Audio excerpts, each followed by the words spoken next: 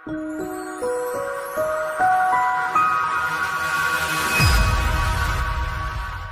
اللہ نے زکوٰۃ کو فرض کیا، مالداروں پہ زکوٰۃ. خذ من اموالہم صدقۃ تطہرہم بہا وتزکیہم وصلی علیہم.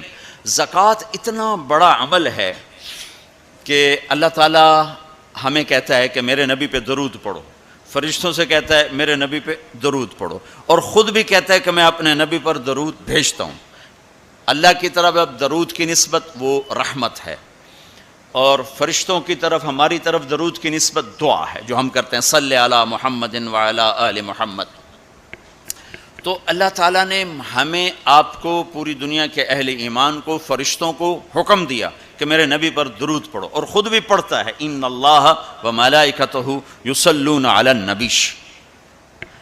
جو لوگ اللہ کے نام پہ خرچ کریں گے تو اللہ تعالیٰ کہہ رہا ہے وصلی علیہم، اے میرے حبیب ساری امت پر نہیں، جو تیری امت میں میرے نام پہ خرچ کریں گے ان پہ تو درود پڑھ. اگرچہ یہاں صلی دعا کے معنی میں ہے کہ تو ان کے لیے دعا کر، آپ ان کے لیے دعا فرمائیں. تو مال خرچ کرنے والوں کے لیے اللہ اپنے حبیب سے فرما رہے ہیں کہ ان کے لیے آپ دعا کریں. صلی علیہم ان صلاتک سکن لہم. آپ کی جو دعا ہوگی اور آپ کی جو صلات ہوگی، جو آپ کا درود ہوگا، دنیا اور آخرت کے سارے مسائل ان کے حل کر کے لے جائے گا. ان کی دنیا بھی سکھی کر دے گا، ان کی آخرت بھی سکھی کر دے گا. تو اللہ تعالیٰ نے زکوٰۃ فرض کی، اور بہت تھوڑی فرض کی. پہلی امتوں پر تھی 100 میں 10 روپے، اور ہماری ہے 100 پہ 2.5 روپے. اور اتنا فضل فرمایا کہ پورا سال پیسہ پڑا رہے، پھر کہا اس میں سے 2.5 روپے دے دو، 2,500 دے دو. اگر استعمال ہو جائے تو کوئی سال سے 1 دن پہلے اگر وہ مال خرچ ہو گیا ہے تو زکوٰۃ ختم ہو گئی. اور 82 دفعہ قرآن میں مال خرچ کرنے کا حکم آیا، 82 دفعہ. اور اللہ تعالیٰ نے ترغیب دی ہے کہ مالدار فقیروں پہ خرچ کریں. پھر اللہ تعالیٰ نے فقیروں کو ترغیب دیا کہ تم بھی جتنی وسعت ہو خرچ کیا کرو. میرے نبی نے ترغیب دی، سبق درہم 100,000 درہم. 1 روپیہ اللہ کے نام پہ خرچ کرنا 1 لاکھ روپیہ خرچ کرنے سے بڑھ گیا. تو صحابہ نے عرض کی وہ کیسے بڑھ گیا؟ تو آپ نے کہا ایک آدمی کے پاس 2 روپے، ایک آدمی کے پاس کروڑوں روپے. جس کے پاس 2 روپے تھے اس نے 1 روپیہ اللہ کے نام پہ دے دیا، اور جس کے پاس کروڑوں تھے اس نے 1 لاکھ دیا. جس نے 2 میں سے 1 دیا اس نے اپنے مال کا آدھا حصہ دیا. جس نے 1 لاکھ دیا اس نے اپنے مال کا کوئی 1000واں حصہ دیا. جب تولا جائے گا تو 1 روپے کا وزن 1 لاکھ سے بڑھ جائے گا. اور اس کا ایک واقعہ بھی، حضرت عمر ہمیشہ حضرت ابو بکر سے کوشش کرتے تھے آگے نکل جاؤں، آگے نکل جاؤں، آگے نکل جاؤں. ساری زندگی موقع نہ بن سکا. تبوک کا موقع آیا تو اللہ کے نبی نے کہا مال خرچ کرو. عثمان رضی اللہ تعالیٰ نے 10,000 لشکر کا سارا سامان تیار کیا. ان کی سواریاں، ان کا راشن کے لیے تھیلوں کو بند کرنے کے لیے دھاگے تک اپنے گھر سے دیے، اور 300 دینار اوپر دیے.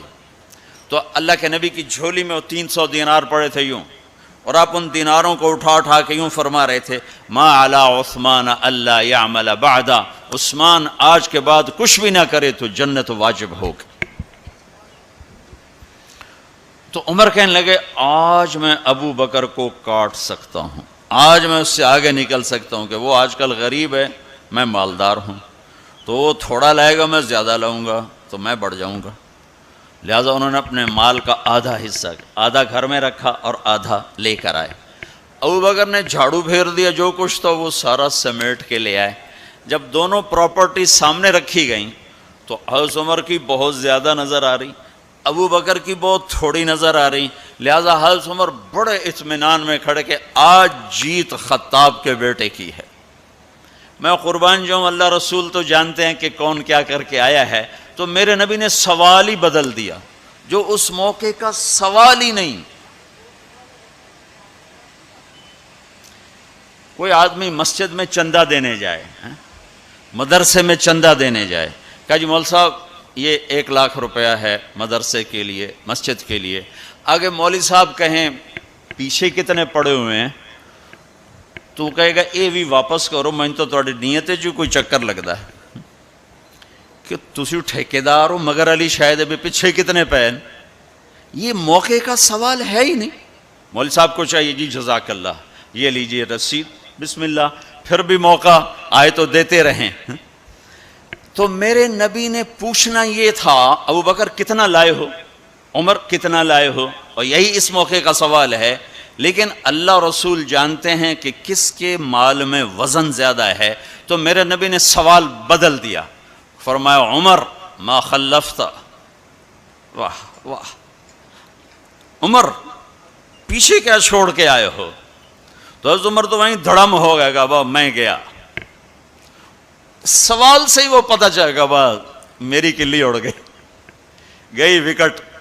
عمر ما خلفت یا ما ترکت لأہلک، یہ دونوں الفاظ ہیں. پیچھے گھر والوں کے لیے کیا چھوڑا؟ تو پہلے حضرت عمر بڑے جوش میں کھڑے تھے، پھر ایک دم ڈھیلے ہو گئے، کہ باجی آدھا چھوڑا ہے آدھا لایا ہوں. پھر آپ نے کہا ابا بکر ما خلفت یا ما ترکت لأہلک، ابو بکر تو پیچھے چھوڑ کے کیا آیا، بچوں کے لیے کیا چھوڑ کے آیا؟ تو انہوں نے کہا ترکت اللہ ورسول، میں تو اللہ اس کے رسول کو چھوڑ کے آیا ہوں، باقی سب کچھ لے آیا. تو اس پر عمر کہنے لگے ابو بکر میں نہیں تجھ سے آگے بڑھ سکتا، کوئی بھی تجھ سے آگے نہیں بڑھ سکتا. اور اگلی سنو،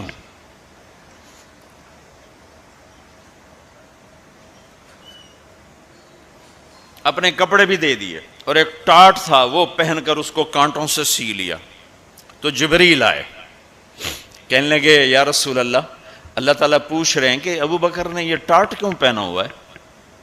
تو آپ نے کہا کہ ابو بکر نے سارا کچھ اللہ اس کے رسول پہ لگا دیا ہے اس لیے یہ پہنا ہوا ہے. تو کہا یا رسول اللہ، اللہ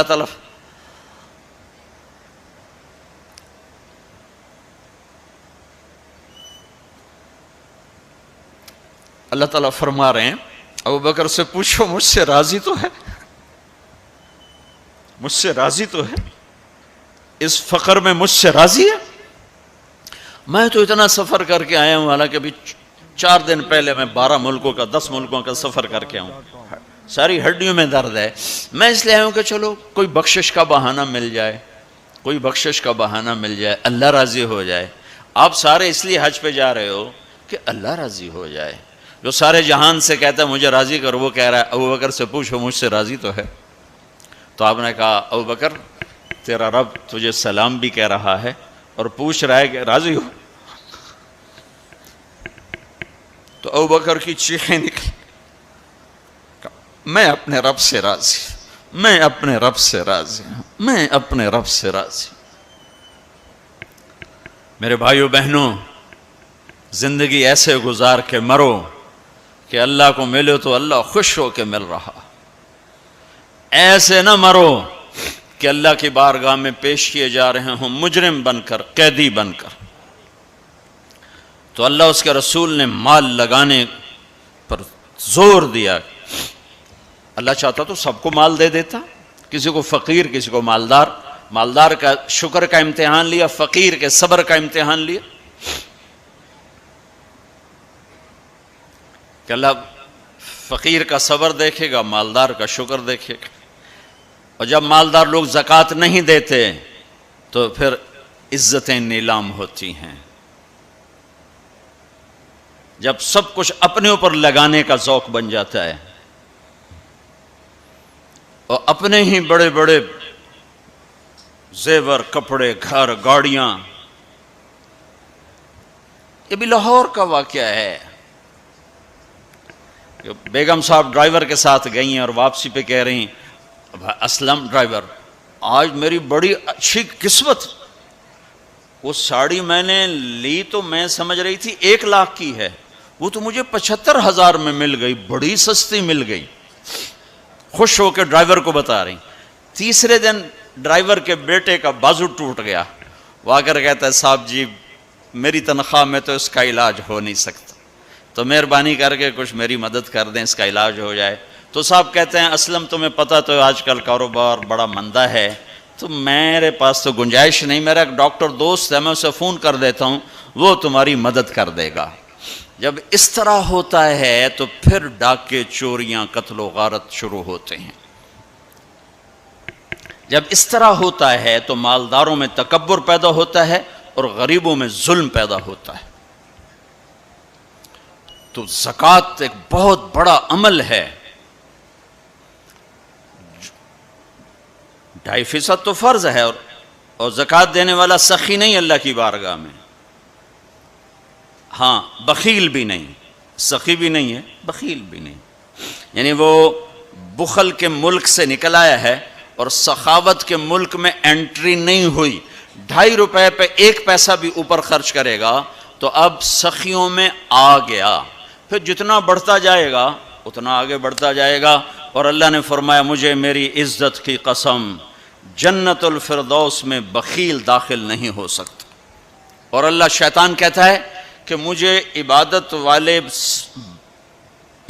گزار بخیل سے کبھی ڈر نہیں لگا کہ اس کا بخل اسے ضرور جہنم میں پھینکے گا۔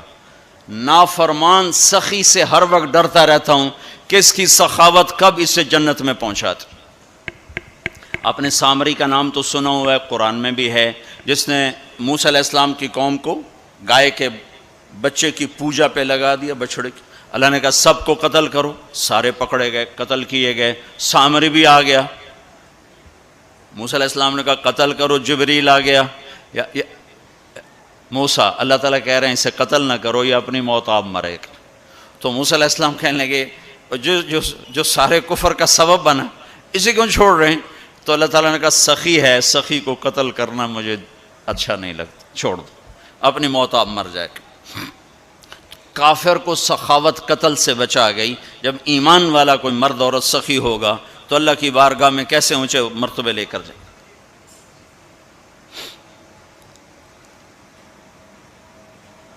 تو اپنے اوپر خرچ کرو وسعت کے مطابق، اللہ نے روکا نہیں ہے، منع نہیں کیا ہے، لیکن غریب کو بھی یاد کرو۔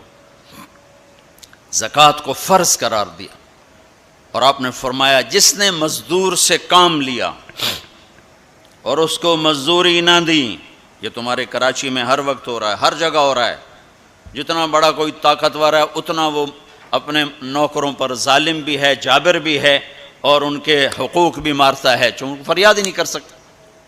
میرا پنجاب کا زمیندارہ ماحول سارا ایسا ہی۔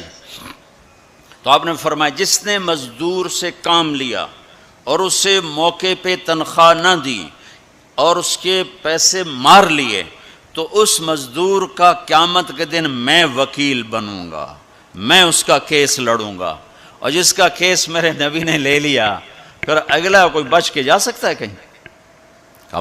مزدور کا پسینہ خشک ہونے سے پہلے اس کے ہاتھ میں پیسے پکڑا دو۔ پھر مزدور سے فرمایا، یعنی دونوں طرف کا خوبصورت، کیا دین خوبصورت ہے، کہ جو اپنے نوکر کی، جو اپنے مالک کی نوکری بھی پوری دیانتداری سے کرے اور اللہ کی بندگی بھی دیانتداری سے کرے تو اسے ہر کام پہ دگنا اجر ملے گا، دگنا۔ یعنی میں 1 نماز پڑھتا ہوں، میری 10 ہیں، اس کی 20 ہوں گی۔ میں 1 روزہ رکھتا ہوں، میرا 1 ہے، اس کے 2 ہوں گے۔ میں 1 قرآن ختم کرتا ہوں، میرا 1 ہے، اس کے 2 ہوں گے۔ کہ ایک طرف اپنے مالک کے ساتھ دیانتداری سے نوکری کر رہا ہے اور ایک طرف اپنے اللہ کے ساتھ دیانتداری سے بندگی کر رہا ہے، دگنا اجر ہو جائے گا۔